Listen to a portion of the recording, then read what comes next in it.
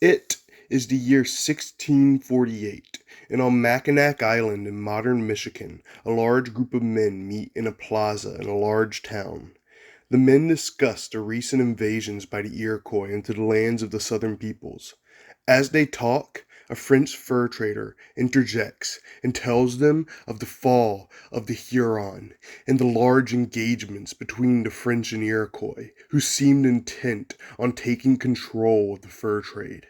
Then the council disperses into three groups that each come to separate conclusions.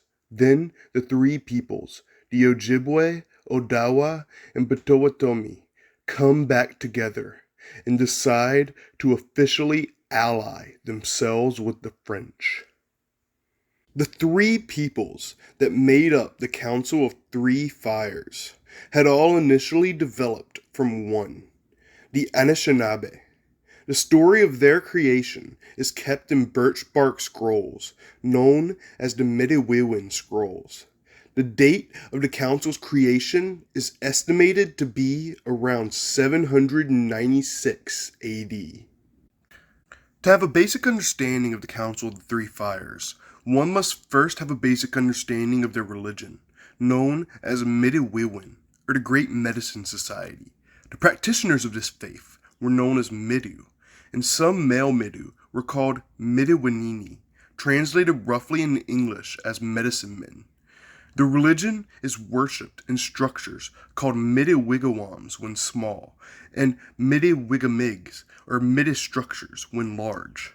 Midde lodges were typically domed oval-shaped structures, but not all were, with some midewigamigs having vaulted roofs. There were also gisakilwagans, or shaking tents, where Midu would perform rituals of a spiritual means. The Midewiwin teachings are etched into birch bark scrolls, which are shown to those who entered the society.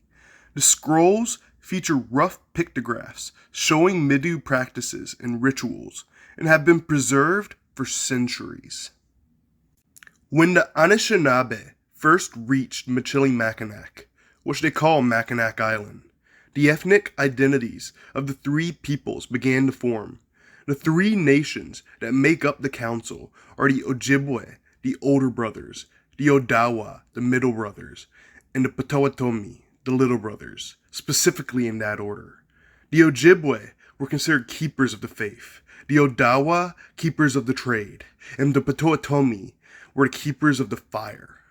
While the Ojibwe live in Upper Peninsula Michigan, the Odawa and Potawatomi live in Lower Peninsula, where the Odawa live in the northern part and the Potawatomi in the south. Michilimackinac was chosen as the meeting place for the council due to its central location between the two peninsulas. The council met there for political and military purposes.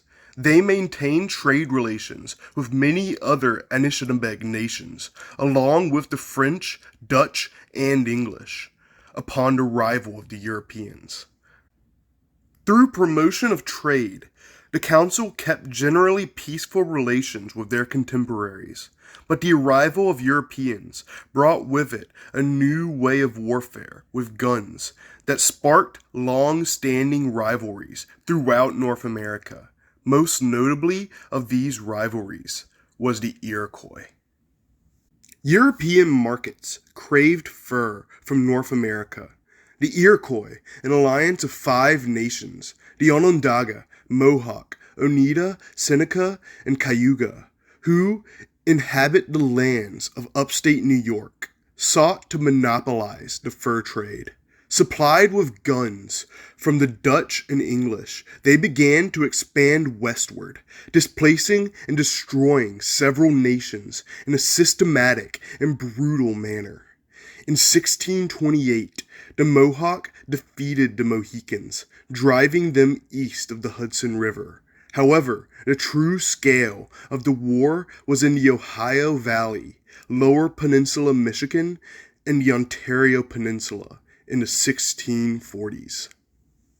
In 1645, the French called a peace conference, and Iroquois leaders Deganawida and Coiseton met with the French and their allied tribes. The French agreed to most Iroquois demands, but upon being refused trading rights, the Iroquois resumed their war, with the French joining in full capacity against the Iroquois.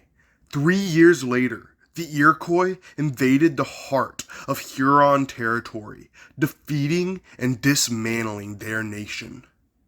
Upon learning of this, the Council of Three Fires held an emergency meeting on Michilimackinac and decided to officially ally themselves with the French. In 1651, the neutral, or Attawandaron people were defeated, and by 1656, the Erie Confederacy had been defeated. Skirmishes were fought between the Council and the Iroquois near Michilimackinac in 1654 and 58. In 1666, the French invaded upstate New York to suppress the Iroquois, who had lost Dutch support when New Amsterdam fell to the English in 1664. The French captured a Mohawk leader named Kanakis, causing the Iroquois to sue for peace. The French agreed. This freed the Iroquois to invade their western neighbors yet again, pushing the Lakotas west of the Mississippi and forcing the Shawnee out of Ohio and into the lands of the Miami, a powerful confederacy, and allies with the Council. The Miami brought the powerful Council of Three Fires into direct conflict with the Iroquois.